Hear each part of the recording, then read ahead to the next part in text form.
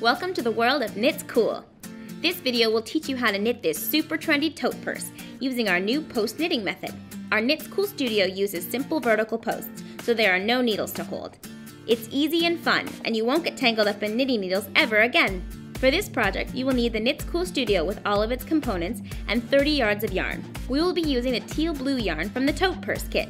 First, select your medium KnitsCool posts and insert them into the holes in the studio. Make sure you hear them click in. Casting on. For this project, you will cast on 10 stitches. To first cast on, take your yarn and find the tail end. Make a slip knot and place it onto the right post, like this.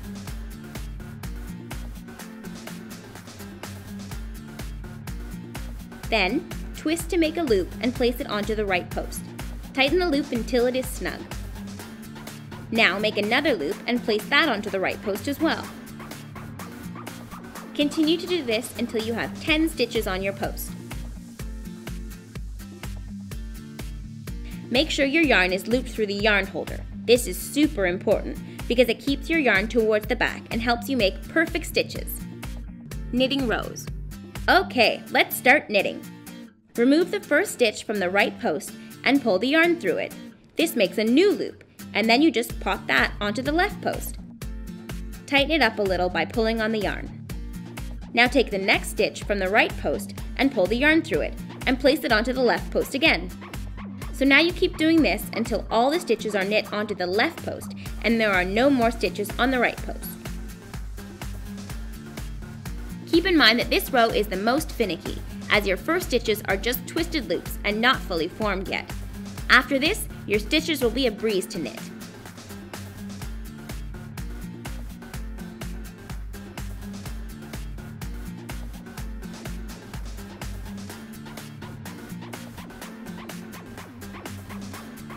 You have now knit one row.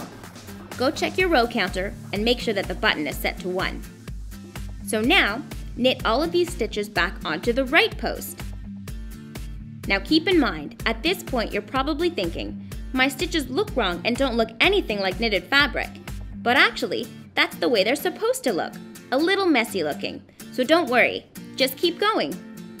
Once your knitting starts to grow, you'll see your work looking more and more like a knitted design.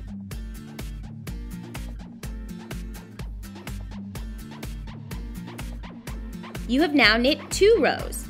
You can click to number 2. Alright, let's continue knitting back and forth until you have reached 30 rows. Okay, now that you've finished your 30 rows, your project should look like this. Now let's cast off. This is the fun part. The first step is to knit 2 stitches onto the opposite post. By now I'm sure you can do this with your eyes closed.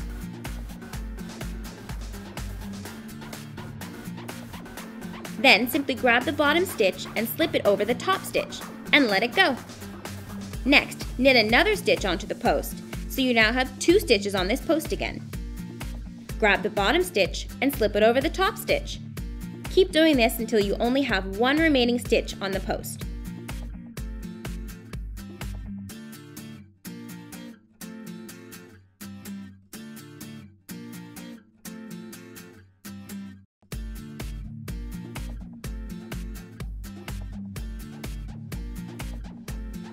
Now take this one stitch with your project off the post completely and thread the tail through the loop. And tighten. You should have a neat finished edge like this. Finishing your tote purse. Let's sew your purse together. Fold the fabric in half with the good side facing out.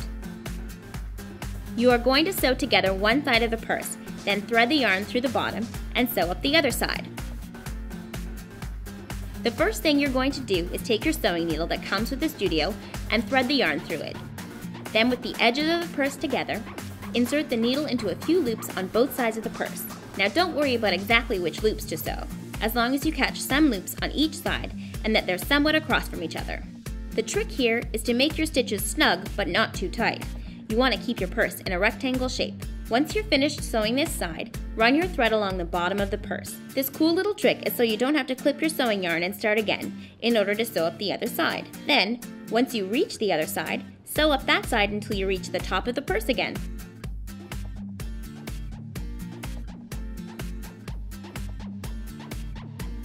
Now before you clip your yarn, make sure to tie a knot.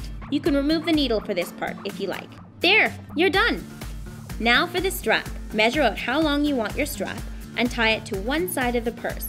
Then tie the other end to the other side of the purse. Now if you'd like to customize your purse even more, you can add tassels. To make tassels, cut lengths of yarn to your liking. But remember, each strand will be folded in half and that will be the length of the tassel. I'm going to make 4 tassels. So now, take your first strand and fold it in half. Then take your crochet hook that comes with the studio and insert it into a loop at the bottom corner of your purse. Hook the yarn and pull it through the purse, but not all the way. Then take the tail ends of the tassel and pull them through the loop you just made. Wasn't that easier than you thought? Now continue adding the rest of the tassels to your purse. Let's add a button charm. You can add this to the outside of the purse for decoration only, or add it to the inside of the purse to use as a closure. I'm going to add mine to the inside. First, cut a length of yarn at least 6 to 10 inches long. Use your sewing needle to thread the yarn through a loop on the inside of the purse. Then, thread the button onto the needle. And finally, catch a bit of the purse to secure the button, and tie the ends.